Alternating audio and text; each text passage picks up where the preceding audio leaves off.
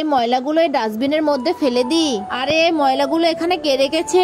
এই রাজু, এই ময়লাগুলো এখানে কে রেখেছে তুই দেখেছিস? এই ময়লাগুলো কি এই ডাস্টবিনের ভেতরে ফেলতে পারেনি? এই তো এই ময়লাগুলো সব ডাস্টবিনের ভেতরে রাখা হয়ে গেছে।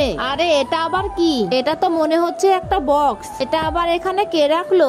এটা তো আবার টেপ দিয়ে আটকানো। এই রাজু দেখ, এখানে আবার স্টিকার আঁকানো। এই স্টিকারটা দেখতে কঙ্কালের মতো। আগে এই বক্সটি খুলে দেখি এর মধ্যে কি আছে।